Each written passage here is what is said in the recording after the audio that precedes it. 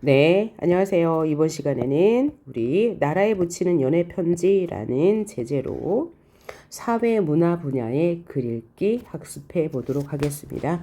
자, 나라에 붙이는 연애 편지는 글의 갈래가 논설문이죠. 따라서 구성은 서론, 본론, 결론으로 이어질 거예요.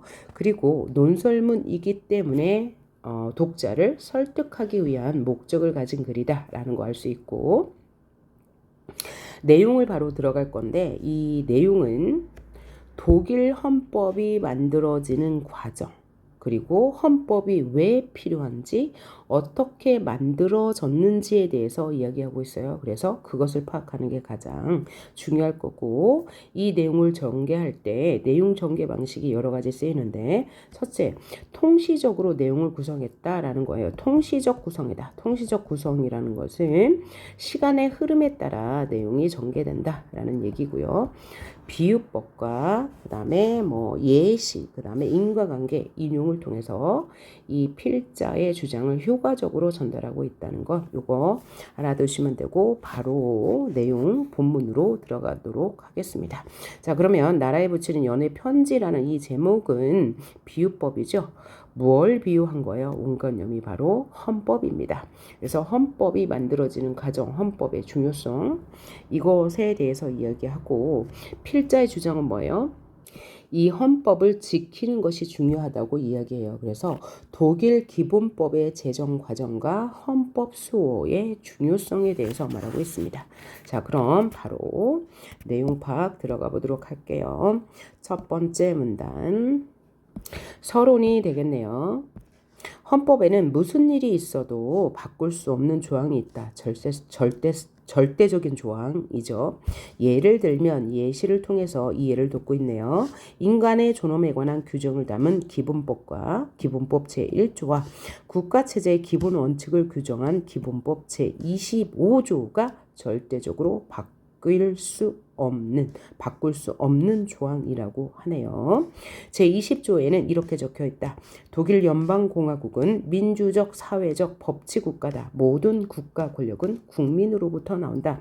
이게 바로 뭐예요? 20조에 나온 국가체제의 기본 원칙인데, 이것은 바꿀 수 없는 절대적인 조항이다 라고 이야기하면서 이 독일 헌법의 내용을 그대로 인용해서요, 헌법의 절대성을 강조하고 있습니다.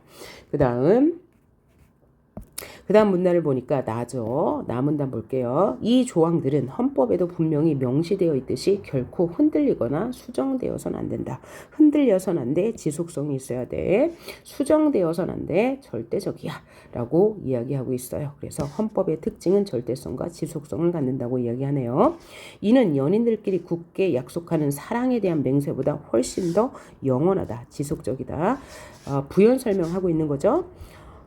사랑을 비유해서 부연 설명하고 있습니다. 비유법. 연인들의 사랑에 관한 맹세란 길어야 몇 달 혹은 몇 년이 고작이기 때문이다. 라고 하면서 이 헌법의 절대성과 지속성을 강조하고 있습니다. 뭐를 통해서? 사랑에 대한 맹세를 대조. 함을 통해서 이 헌법은 절대적이고 지속적이어야 한다는 걸 강조하고 있어요. 맨 첫 번째 문단에서 헌법은 절대적인 조항이다. 그리고 그것들은 제1조와 20조가 그것이다. 그러니까 절대적인 조항, 즉 바뀔 수 없는 것은 1조와 20조인데, 이렇게 설명하고 나서 다음 문단에서 그것들을, 이 헌법을 명시한 후에 구체적으로 보충 설명하는 방식으로 이야기가 전개되고 있습니다. 다음 문단 볼게요. 헌법은 국민이 국가에 쓰는 연애 편지다. 비유법이 나왔네요. 국민은 이 편지에다, 이 편지는 뭐예요? 헌법이겠죠. 자신이 나라에 무엇을 바라고 자신과 정부가 나를 위해 무엇을 하고 싶고 무엇을 해야 하는지를 적는다. 그러니까 헌법을 만드는 주체는 누구란 얘기죠? 국민이란 얘기요. 이 내용은 나라를 위해서 자신이 무엇을 할 건지, 자신과 정부가 나라를 위해서 무엇을 하고 싶은지, 무엇을 해야 하는지를 적는다. 이것이 바로 헌법의 의의가 되는 거죠. 가장 중요한 내용은 대개 첫 문장에 나오듯이 또 비유법, 연애 편지의 첫 문장도 또 비유법. 그러니까 원관념은 헌법이겠죠. 첫 문장도 문자 메시지처럼 매우 짧게 압축되어 있다. 그러니까 헌법에서 가장 중요한 내용은 제1장에 나와 있는데 그것은 매우 짧고 압축된 문장이다 라고 이야기했어요. 인간의 존엄은 침범할 수 없다. 이것이 바로 제1조의 내용이죠. 그래서 위에서 얘기한 것 같이 이 헌법의 내용을 인용하여서 헌법의 내용을 인용하여서 이 부분에서는 헌법의 압축성과 중요성에 대해서 이야기하고 있고요. 이 앞부분에서는 헌법의 내용을 인용하여서 헌법의 절대성을 강조하고 있다는 것 확인할 수 있고요. 자, 독일 헌법에 제일 처음 나오는 이 내용은 가장 중요한 문장이기에 기본권이라고 부른다. 가장 중요한 것은 기본권이라고 부른대요. 종종 헌법에 적힌 문장들은 시처럼 매우 아름답고 함축적이며 문학적이다. 그래서 헌법을 가리켜 모든 국민들을 위한 문집이라 부르기도 한다네요.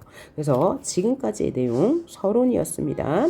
헌법은 국민이 국가에 쓰는 연애 편지로서 그죠? 시처럼 매우 아름답고 함축적인 문장이 포함된다. 그래서 이 헌법에 대한 이해를 돕고 있네요. 그럼 본문 1 단락 한번 봅시다. 그러나 그랬어요. 그러면 이 이후에는 이 헌법이 갖는 앞의 내용과 상반되는 어떤 내용이 나올 거라는 걸 예측할 수 있네요. 독일 기본법은 그렇게 시적이지 않다. 그것은 기본법이 탄생할 당시의 시대 상황이 미사여구로 치장할 만큼의 여유가 없었다. 그리고 힘들었다는 것을 뜻한다. 기본법이 제정될 당시 독일인들 가운데에서 이에 환호하며 우쭐해하는 사람은 아무도 없었다. 전쟁이 끝난 지 불과 몇 년밖에 지나지 않았을 뿐만 아니라 대부분의 독일인들은 지난 시절 자신들이 얼마나 추악한 범죄자들을 지도자로 추종했는지 그리고 히틀러와 나치가 얼마나 끔찍한 죄를 저질렀는지 충분히 깨닫고 있었던 것이다. 그래서 기본법은 인간을 경멸하고 탄압했던 시절을 되돌아보면서 유대인이라는 이유 하나만으로 수백만의 인간을 학살했던 그 시절을 반성했다. 이런 점에서 독일의 기본법은 자신의 잘못을 되씹어보는 일기에 가깝다. 기본법은 반성을 통해 모든 인간에게 똑같은 권리가 있다는 사실을 인정하기에 이르렀다. 자, 그래서 독일의 기본법이 시적이지 않은 이유에 대해서 말하고 있네요. 첫째는 시대 상황이 미사역으로 치장할 만큼의 여유가 없었다. 이게 이제 시적이지 않은 이유인데 시대 상황이 치장할 여유가 없었던 이유는 미사역으로 치장할 여유가 없었던 이유는 다시 한번 뒤에 나오죠. 첫째, 전쟁이 끝난 지 불과 몇 년밖에 되지 않았다. 둘째, 지난 시절 자신들, 이 독일 정부가 얼마나 추악한 범죄자들을 지도자로 추종했는지 알고 있었다. 세 번째는 그 시절을 반성했다. 따라서 독일의 기본법은 미사여구를 쓸 여력이 없었다라고 이야기하네요. 그러니까 자, 독일 기본법은 그렇게 시적이지 않았다는 결과에 대한 원인이 뒤에 나왔으므로 얘는 지금 인과관계에 따라서 이야기를 전개하고 있다라고 말할 수 있겠네요. 자, 그래서 기본법은 반성을 통해 모든 인간에게 똑같은 권리가 있다는 사실을 인정하기에 이르렀다. 그래서 본문 1은 독일의 기본법이 시적이지 않은 이유에 대해서 말하고 있고요. 다음 문단 읽어보도록 하겠습니다. 인간은 성, 혈통, 인종, 언어, 출생지, 신앙, 그리고 종교적, 정치적 신념 때문에 차별을 받아서는 안 된다. 이것은 기본법 제3조에 명시된 내용이다. 독일의 기본법 3조. 그리고 기본법은 모든 재판부에 이러한 원칙들이 제대로 지켜지는지 감시할 의무를 맡겼다. 그 중에서 가장 큰 임무를 맡은 곳이 바로 헌법재판소다. 그 외에 기본법은 독일이 다시는 잘못된 길로 빠져들지 않도록, 즉 독재자가 국가의 권력을 잡는 일이 없도록 여러 규정들을 제정했다.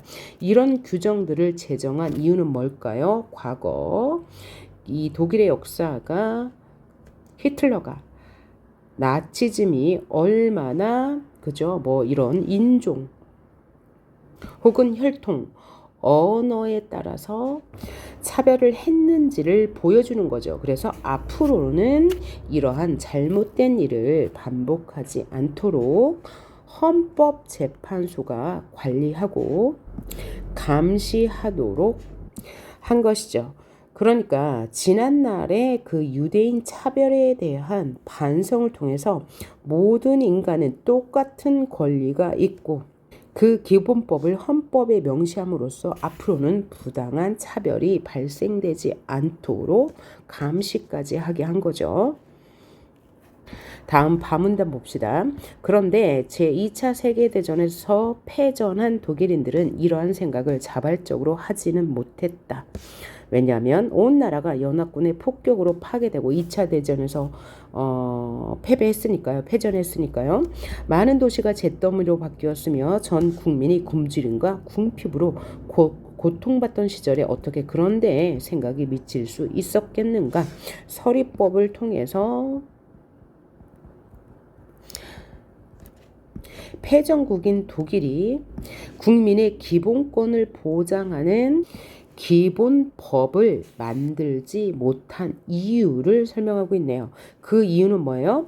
온 나라가 이제 2차 대전에서 패배해서 폭격으로 파괴되었고 많은 도시가 잿더미로 바뀌었고 전 국민은 굶주림과 궁핍으로 고통받았기 때문에 이 헌법에 대해서 이 기본법에 대해서 인간의 기본 권리에 대해서 생각할 여력이 없었다는 거죠. 한마디로 말해서 먹고 살기에 바빠서 헌법, 기본법에 신경을 쓰지 못했다라는 거예요. 서리법을 통해서 강조하고 있고 대부분의 사람들은 독일이라는 국가를 어떻게 새로 조직하느냐 하는 것보다는 현실적인 굶주림을 어떻게 해결하느냐 하는 문제가 더 큰 관심거리였다.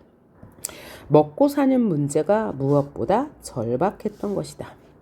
그래서 먹고 사는 문제 때문에 독일은 자발적으로 기본법을 제정할 생각을 하지 못했음을. 그러니까 이 기본법은 이 독일 서독 정부가 자발적으로 한 것이 아니고 서방연합국 승전국인 미국, 영국, 프랑스와 같은 전승국에 의해서 만들어지게 되었다라고 말하고 있는 거죠.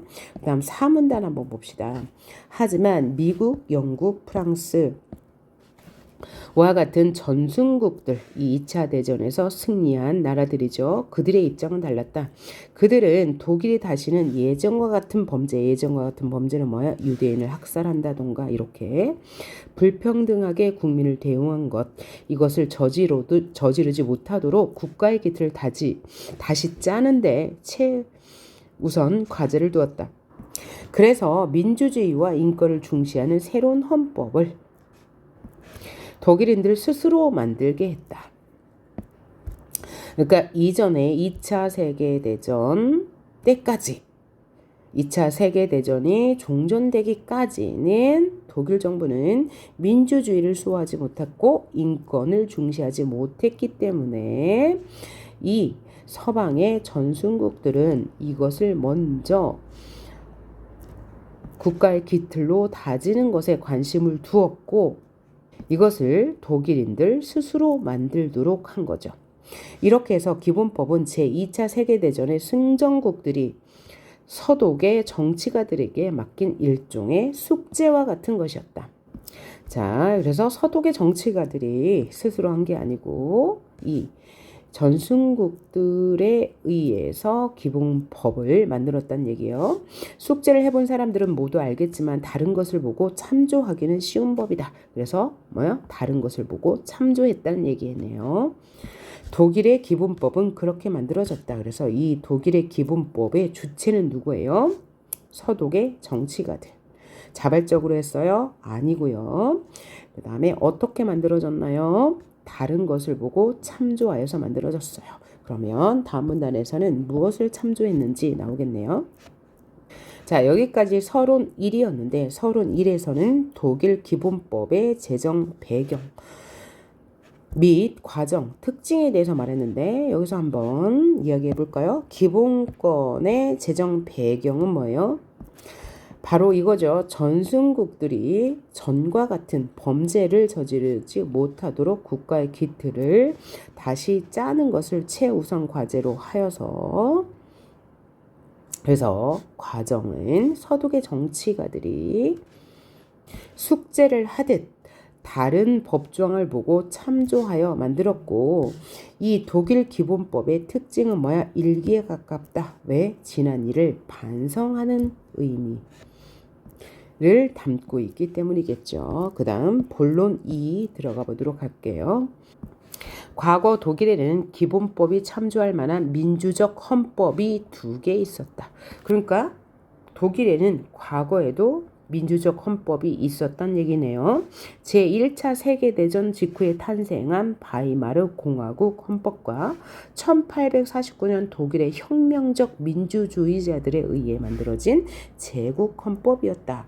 과거에도 민주적 헌법이 있었어요. 2개의 바이마르 공화국 헌법, 제국 헌법 이것을 참조해서 기본 법을 만들었단 얘기네요. 그 밖에 나치에 의해 탄압을 받았던 수많은 정치가 중에는 전쟁 동안에 장차 이 나라의 기틀을 어떻게 새로 짤 것인가를 두고 숙고해온, 깊이 생각해온 사람들이 있었다. 이것을 참조했단 얘기네요. 히틀러와 나치 제국의 탄압에서 살아남은 그들은 누구예요? 정치가들이겠죠. 전쟁이 끝나자 새로운 헌법을 구상하며 헌법 제정에 참여했다. 자, 그러면 독일의 기본법을 만드는데 참조한 것은 바이마르 공화국 헌법, 제국 헌법이고 이 헌법 제정에 참여한 사람은 나치에 의해 탄압을 받던 정치인 그리고 현재 독일 정부겠죠. 현재 서독 정부와 나치에 의해 탄압을 받던 정치가가 헌법 제정에 참여했대요. 자, 이들은 1948년 9월 1일 본에서 만났다.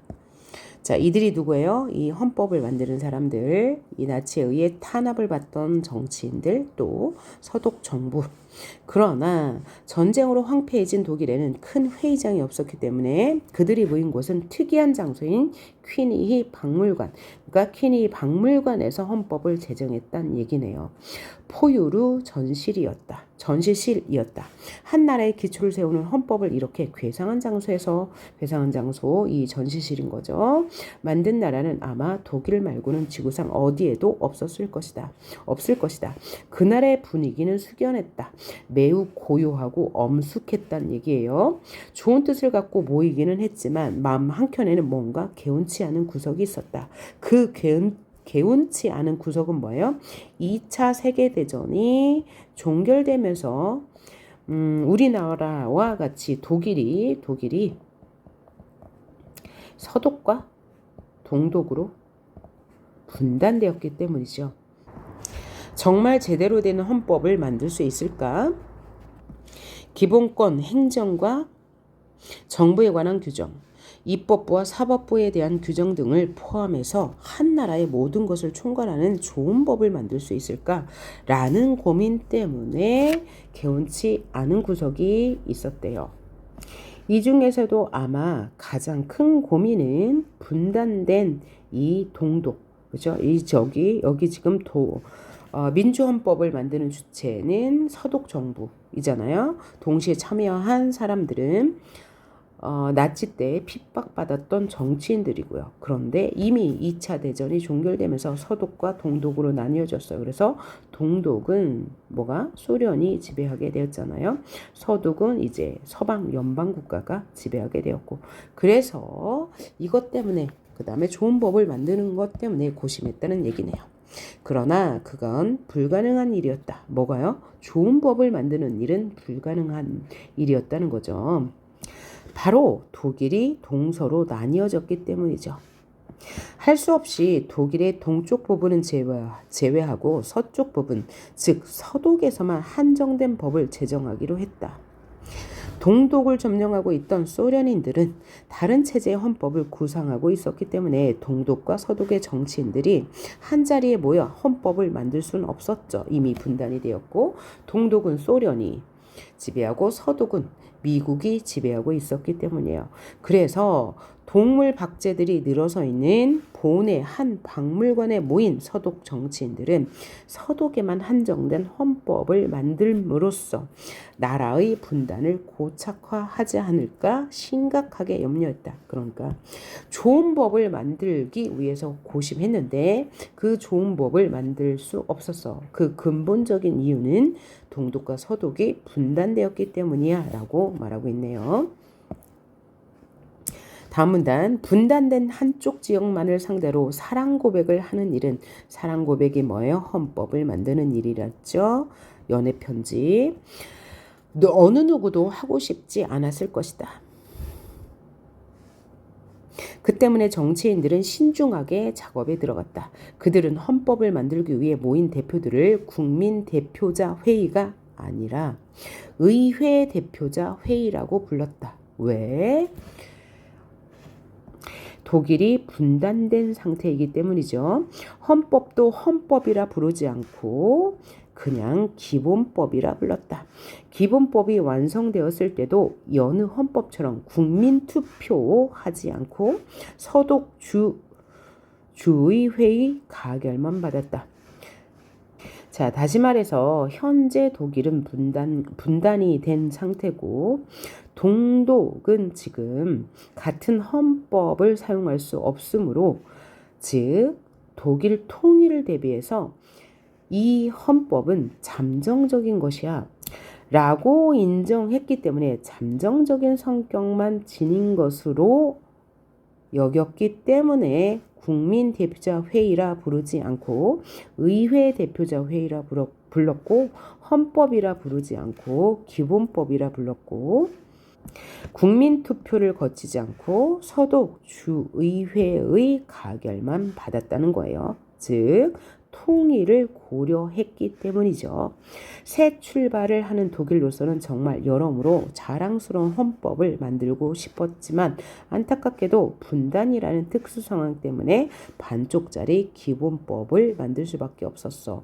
그래서 통일을 대비해서 이 법들은 잠정적인 것이죠. 확정적인 것이 아니야. 그래서 의회 대표자 회의라 부르고 기본법이라고 부르고 서독 주의회의 가결만 받았단 얘기죠. 다음 문단, 기본법을 만드는 작업에 참여했던 사람들은 서독을 정식 국가로 보지 않았죠. 왜요? 분단된 상태이기 때문에. 서독은 부득이한 사정으로 임시로 만들어진 국가였고 기본법 역시 통일이 되는 그날까지 잠정적으로 제정된 헌법일 뿐이었다. 이 기본법은 잠정적 헌법인 거예요. 그러니까 변화할 수 있다는 거죠. 따라서 개정될 수 있다는 거예요. 기본법 전문, 기본법 전체 문서에는 다음과 같은 내용이 명시되어 있다. 다음과 같은 내용을 드러냈다. 독일 국민이 새로운 국가 체제를 만드는 것은 과도기적 성격을 가지고 있다. 그리고 기본법은 제정 작업에 함께 참여하지 못했던 동독 주민들에게도 적용된다라고 해서 서독 정부가 만든 기본법이 잠정적인 것임을 명시한 거죠. 다시 말해서 독일의 통일에 대비하기 위해서 기본법 전문의 과도기적 성격의 기본법이다라고 명시한 거예요. 기본법의 임시적인 성격에도 불구하고 정치인들은 하나의 꿈을 갖고 있었다. 서독 정치인들은 어떤 꿈일까요? 그 꿈은 정확하게 말하자면 자석 이론이라는 꿈이었다. 정치뿐만 아니라 경제적으로도 훌륭한 국가를 건설하면 동독 역시 자석에 이끌리듯이 자연스레 서독으로 끌려 들어올 수밖에 없다고 생각한 것이다. 그러니까 서독은 정치와 경제 면에서 동독을 흡수할 만큼의 훌륭한 국가를 건설하겠다는 의지가 보이는 거죠. 동독 역시 자석에 이끌리듯이 자연스럽게 서독으로 끌려온다. 그러니까 흡수 통일을 기대한 거죠. 흡수 통일을 희망한 거예요. 그러니까 이 자석 이론에는 서독이 높은 정치적으로나 경제적으로나 훌륭한 국가, 높은 수준임을 전제로 한 것이네요. 여기서 자석의 핵은, 중심은 기본법이 되어야겠다. 다시 말하면 독일이 통일되는데 기본법이 가장 중심이 되어야 된다고 생각한 거죠. 기본법은 국가 행정을 규정하는 법률보다 더 많은 것을 제공해야 했고 가훈이나 학칙보다 훨씬 정교해야 했다. 자, 여기서 기본법이 얼마나 중요한지를 비교를 통해서 보여주네요. 이러한 꿈은 결국 실현되었다. 즉 통일이 되었다는 얘기죠. 물론 기본법을 제정할 당시에 생각했던 것보다 훨씬 더 많은 시간이 필요했다. 서독인들은 자신들이 얼마나 훌륭한 헌법을 가지고 있고 헌법에서 보장한 기본권들이 얼마나 소중한 보물이었는지 깨닫게 되기까지 30년이 걸렸다. 자, 기본법을 제정하기까지는 약 9개월이 걸렸지만 이 기본법을 현실화하는 데까지는 몇 년이 걸렸다고요? 30년이 걸렸대요. 그리고 기본법이 진정으로 힘을 발휘하기까지는 또 몇십 년이 걸렸어요. 그래서 이 기본법이 제정된 지 40년, 마침내 독일은 통일되었다. 그러니까 기본법이 제정된 지 40년이 지난 후에 독일이 통일되었어. 기본법이 제정된 건 1945년이었고 독일이 통일된 건 1990년이었죠. 그러니까 40년이 걸린 거네요. 40여 년. 마침내 독일은 통일이 되었어요. 기본법을 만든 선조들의 꿈이 실현된 것이다. 다시 말해 동독이 자석에 이끌리듯 서독의 기본법 안으로 들어왔다. 그러니까 서독이 동독을 흡수하여 통일했다는 얘기죠. 다시 말해 동독을 향한 서독의 국가적 이론은 무엇이었어요? 기본법이었던 거죠. 자, 그래서 이 문단에서는 독일이 통일될 수 있었던 이유가 기본법 때문이다 라고 말하고 있네요. 한 나라의 헌법이 얼마나 엄청난 힘을 가질 수 있는지를 이것만큼 잘 보여주는 예가 어디 있을까요? 그래서 이것은 뭐예요? 기본법, 즉 기본법. 이 기본법, 즉 헌법 때문에 독일이 통일을 이룰 수 있었다라고 이야기하고 있어요. 여기서는 서리법이 사용됐네요. 50년 전 기본법이 과도기적 의미로 제정되었다고 쓰여진 전문의 바로 그 자리에는 이제 다음과 같은 자랑스러운 문구가 대신하고 있다.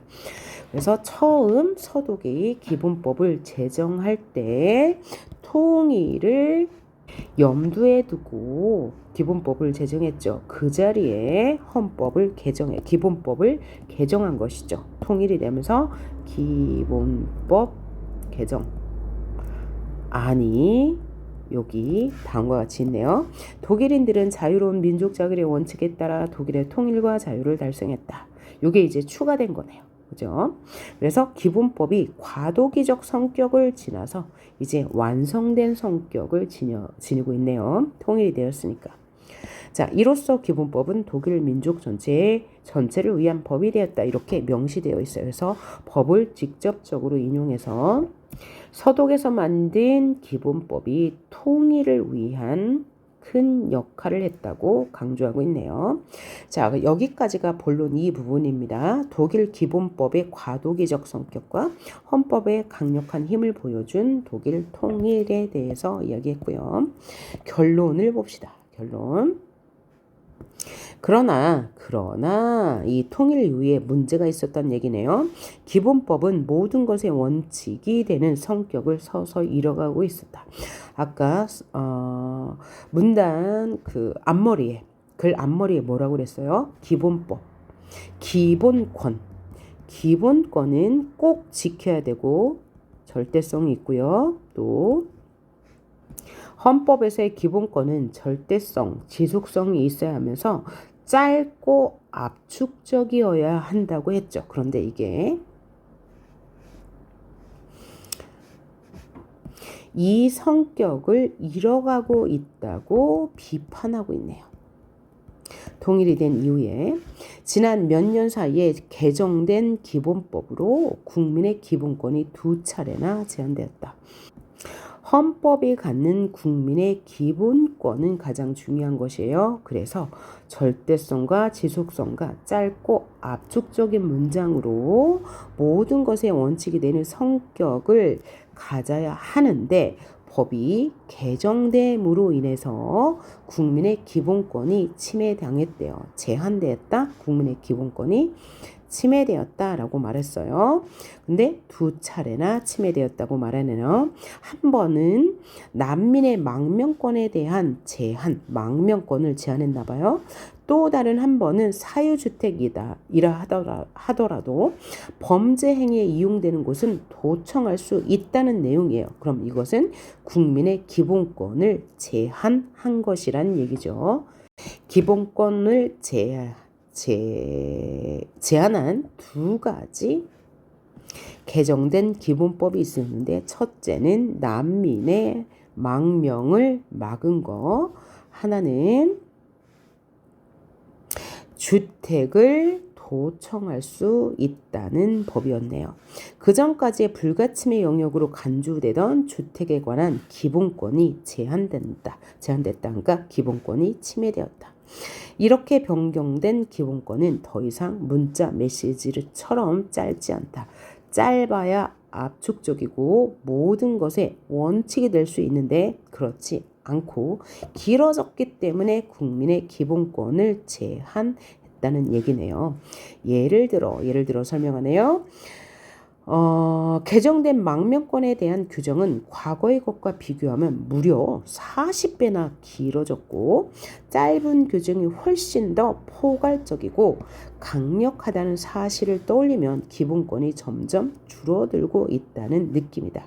그러니까 비례관계를 보자면 기본권 규정이 짧을수록 기본권 보장은 훨씬 더 강력하다는 거죠. 규정이 길다는 것은 기본권을 제한하는 예외가 자꾸 늘어가는 것을 의미하기 때문이다. 그러니까 규정이 길면 기본권이 제한돼, 침해돼. 길수록 침해의 정도가 심해라고 말하고 있네요. 이런 식으로 해서 하나의 헌법은 계속해서 그 힘을 잃어가고 있다. 그러나 국민의 기본권을 지키는 헌법이 이런 식으로 약해지는 것을 마냥 두고 볼 수만은 없다. 기본권과 좋은 헌법이란 건강과도 같다. 기본권과 좋은 헌법을 건강에 비유했네요. 한 번 잃고 나면 되찾기 힘들고 잃고 난 뒤에 얼마나 소중한지를 깨닫게 된다는 점에서 건강과 좋은 헌법, 기본권은 같다고 이야기했어요. 그러면 이렇게 비유한 까닭은 뭐예요? 기본권이 제한되는 것을 방관해서는 안 된다는 점을 강조하기 위해서죠. 자, 기본권이 개정된 이후로 국민의 기본권이 제한되는 사례가 있었어. 그런데 이렇게 제한되는 기본권을 방관하면, 그대로 두면 국민에게 제한되는 기본권을 다시 찾기가 힘들어요. 그렇게 되면 그 기본권을 잃기가 쉽고, 기본권을 잃고 난 뒤에 얼마나 소중한지 깨닫게 되면 그때는 늦는다는 얘기죠. 따라서 필자는 독일 헌법의 힘을 지키기 위해서 노력해야 함을 강조하고 있어요. 자, 기본권이 제한되면서 점차 약해지는 독일 헌법의 위상을 지키기 위해 노력이 필요하다고 강조하고 있는 거죠. 자, 그래서 지금까지 본문 내용을 다 살펴보았는데요. 이것을 앞쪽으로 와서 이제 제재 미리 보기 활동으로 한번 내용을 정리해 봅시다.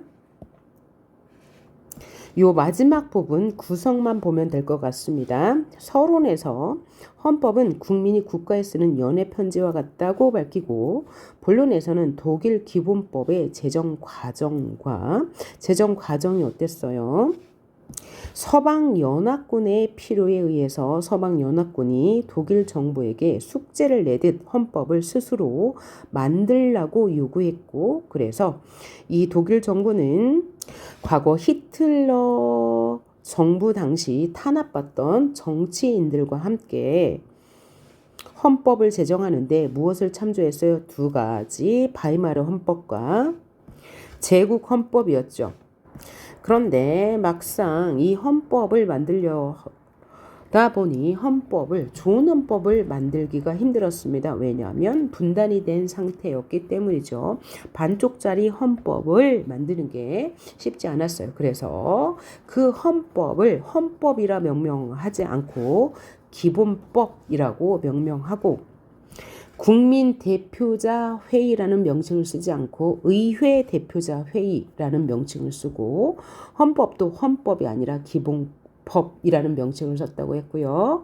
그 다음에 국민 투표에 붙이지 않고 서독 주 의회의 가결만 받았습니다. 그래서 이것은 완전한 헌법이 아니라 잠정적인 헌법, 임시적인 헌법이 되었죠. 왜? 통일을 고려했기 때문이죠. 이후 이들의 염원이 이루어졌죠. 이들의 염원은 자석 이론으로 설명할 수 있다고 했고요. 그래서 결국 40년이 지난 후에 통일이 되었습니다. 이 통일이 될 수 있었던 이유가 뭐라고 했어요? 이 헌법, 기본법의 힘이라고 이야기했고요. 자, 통일이 되어서 기본법을 개정했습니다. 그런데 이 기본법의 원칙적인 성격을 점점 잃어가고 있다고 그랬어요. 기본권 제한이 점차 많아졌기 때문이죠. 그 두 가지 사례가 난민의 망명권 제한이고, 또 하나는 주택의 기본권이 제한된 거예요. 따라서 규정이 길어졌기 때문에 기본권을 제한한다고 필자는 말하고 있죠. 규정이 길어진다는 것은 기본권을 제한하는 예외가 많기 때문이라는 거예요. 자, 마지막으로 필자는 무엇을 강조하고 있어요? 기본권과 좋은 헌법은 건강과도 같아요. 비유를 통해서 기본권이 제한되는 상황을 방관해선 안 된다는 것을 강조하면서 이 글이 끝나고 있네요. 자, 다음으로 학습활동 3번에 나와 있는 제재활동 함께 봅시다. 자, 이 글 역시 논설문이고요. 비유적 표현이 들어가 있네요. 비유적 표현이 있고, 제재는 역시 헌법 같고요. 주제는 헌법이라는 계약서의 갑은 국민이다. 무슨 뜻이에요? 헌법이라는 것은 계약에 의해서 이루어지고, 이 계약서의 주체, 계약서에서 힘을 갖는 사람은 바로 국민이라는 것을 이야기하고 있고, 자, 헌법을 계약서에 비유하여서 헌법은 바로 계약이다 라고 했으니까, 헌법에 명기된 국민의 권리의 국민의 권리는 지켜져야 한다는 것에 의의를 밝히고 있는데요. 한번 읽어봅시다. 헌법이라는 계약서의 갑은 누구다? 국민이다 라고 이야기하고 있어요. 그래서 이 계약서는 원관념이 헌법이 되겠네요. 정의, 역사, 진실, 섭리 등 크고 아름다운 말일수록 100만 가지 다른 뜻으로 쓰이기 마련이다.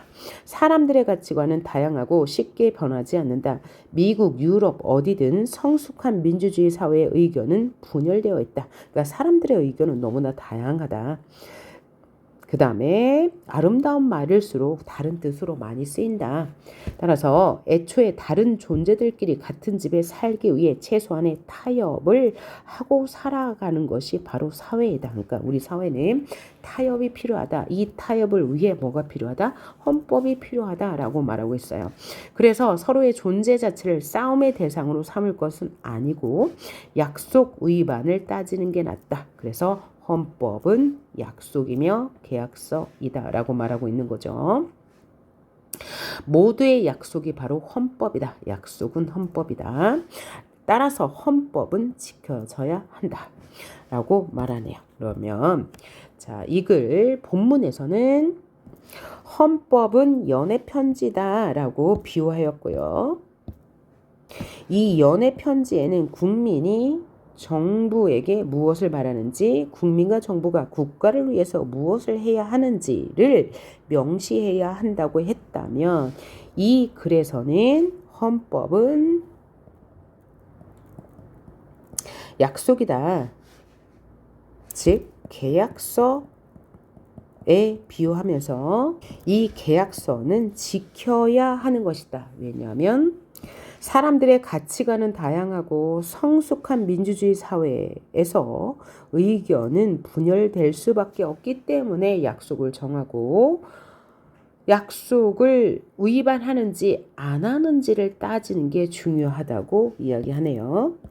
그동안 사람들이 헌법에 큰 관심을 갖지 않았던 데에는 이유가 있다. 사람들이 헌법에 관심을 갖지 않는 이유는 법이란 그게 뭐든 학생들이 따라야 하는 교칙처럼 저 위에 누군가가 자신을 규율하는 갑갑한 구속으로만 생각하기 때문에 사람들은 헌법에 관심을 갖지 않는다는 얘기죠. 한번 인터넷 검색창에 헌법을 친 후 읽어보라. 앞부분에는 국민의 자유와 권리를 한참 나열할 후에 혹시라도 빠뜨렸을까봐 이 밖에도 헌법에 열거되지 아니한 이유로 경시되지 아니한다로 마무리한다. 여기도 헌법의 내용을 인용하고 있네요.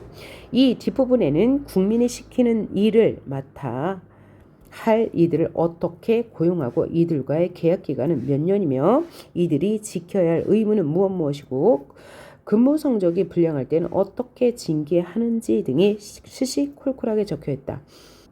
자, 이 문단에서는 사람들은 헌법을 갑갑한 구속이라고 생각하기 때문에 헌법에 대해 관심을 갖지 않는데요. 그런데 이 헌법을 보면 모든 조항들이 아주 세세하게 나열되어 있대요. 따라서 권리를 가진 국민들은 헌법을 어느 정도 이해하고 알고 있어야 자신의 권리를 지킬 수 있다고 말하는 거죠. 그래서 사람들은 헌법이 자신을 규율하는 것이라고 오해하고 있다는 거예요. 하지만 헌법을 알아야 한다고 이야기하네요. 재판에서 이기는 당사자는 소리를 버럭버럭 지르거나 다짜고짜 우는 사람이 아니고 뭐하는 사람이 이겨요? 빼도 박도 못할 계약서 조항. 이게 바로 헌법이죠. 을 들이미는 사람이 가장 강하다. 즉 국민도 자신의 권리를 지키기 위해서는 헌법을 알아야 한다고 말하는 것이죠. 권리를 가진 자는 그걸 당당하게 주장하면 돼. 알아야 주장하죠. 은혜를 베풀 것을 호소할 일이 아니고 힘으로 윽박지를 것이 아니고 헌법을 알고 당당하게 권리를 주장하면 된다라고 말하고 있어요. 집주인과 임대차 계약서, 업주와 아르바이트 계약서, 대기업과 납품 계약서를 써본 분들은 바로 알 것이다. 헌법이라는 계약서의 갑은 바로 국민이다. 그러니까 헌법이란 계약서에서 갑은 당당하게 자신의 권리를 요구해야 된다. 울고 떼쓰면 안 된다. 그러기 위해서는 헌법을 알아야 된다. 사람들은 헌법에 관심을 갖지 않지만 자신의 권리를 주장하기 위해선 헌법을 어느 정도 우리가 일생생활을 하면서 알아둬야 할 필요가 있다고 강조하고 있습니다. 요 밑에 나온 문제 1, 2번 한번 봅시다. 1번에서는 두 글에서 헌법을 각각 무엇이라고 표현하고 있나요? 자, 위에 본문에서는 헌법은 연애 편지다 라고 말하고 있고요. 이 글에서는 헌법은 계약서다 라고 말하고 있어요. 그러면 연애 편지라고 말하는 이유가 뭐라고요? 자, 나라에게 무엇을 바라는지, 자신과 정부가 나라를 위해서 무엇을 하는지, 무엇을 해야 하는지를 적고 있기 때문에 연애편지라고 했고요. 여기서 계약서라고 한 이유는 뭐야? 서로가 국민들이 지켜야 할 구성원들 간의 약속이기 때문에 계약서라고 한 거죠. 이번 문제 두 글에서 헌법이 지켜야 할 당위성을 어떻게 설명하고 있나요? 자, 일단 본문에서는 헌법은 즉 독일의 기본법은 국가가 잘못된 길로 빠져들지 않기 위해 만든 조항들이므로 반드시 지켜야 할 기본 원칙들을 가지고 있고 이것들은 연인들의 사랑 맹세보다 훨씬 더 영원하다. 즉 불변한다. 흔들리거나 수정되어서는 안 된다. 절대적인 것이어야 한다고 이야기하고 있어요. 그 이유는 독일의 기본법은 이렇게 만들 수밖에 없었던 이유가 있죠. 그 이유가 뭐예요? 그 이전에 역사적으로 독일은 나치 정부에서 잘못된 일을 저질렀기 때문에 그와 같은 잘못을 반복하지 않기 위해서 이런 규정들을 놓은 거고요.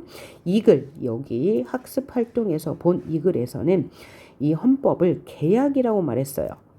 그 이유는 서로 간에, 즉 사회 구성원들 간에는 어느 정도의 타협이 필요해요. 왜냐하면 민주주의 사회에서 의견은 분열될 수밖에 없고 진리와 섭리 같은 말들은 너무나 다양하게 다른 뜻으로 쓰일 수밖에 없기 때문에 타협하고 살아가는 사회 구성원들 간에는 계약이 필요하다고 말하고 있죠. 자, 그래서 나라에 붙이는 연애편지라는 이 논설문 해설이 다 끝났는데요. 이 나라에 붙이는 연애편지는 바로 헌법을 말하고 이 독일의 역사적 사건을 배경으로 해서 헌법이 만들어지는 과정과 헌법의 중요성, 그 다음에 헌법을 수호하는 것이 얼마나 중요한지를 이야기하고 있고요. 특징으로 보면 시간의 흐름에 따라 내용이 전개되고 있고 맨 처음 부분에 헌법을 명시한 후에 구체적으로 그 헌법에 대해서 보충 설명하고 있고요. 다양한 비유 있었고요. 예시 그리고 인용, 서리법, 인과 등을 통해서 필자의 주장을 뒷받침하고 강조하고 있습니다. 자, 그리고 독일이라는 역사적 배경을 가진 나라가 다른 나라들과 헌법이 다를 수밖에 없는 이유에 대해서 설명하고 있어요. 그것은 역사적 사건이 있었기 때문이죠. 그리고 나서 독일의 헌법이 만들어지는 과정과 개정 후에 달라진 점. 그래서 개정 후에 독일 통일 이후에 헌법, 그러니까 독일의 기본법이 개정되었는데 그것은 독일 국민들의 기본권을 제한하는 내용이 있었으므로 그것에 대해서 개정된 법에 대해서 부정적으로 평가하고 이 헌법을 수호하는 것이 국민의 기본권을 제한하지 않는 것이 국민의 기본권을 보장하는 것이 얼마나 중요한지를 강조하면서 비유를 통해 강조하면서 이야기를 끝내고 있네요. 자, 지금까지 수고하셨습니다.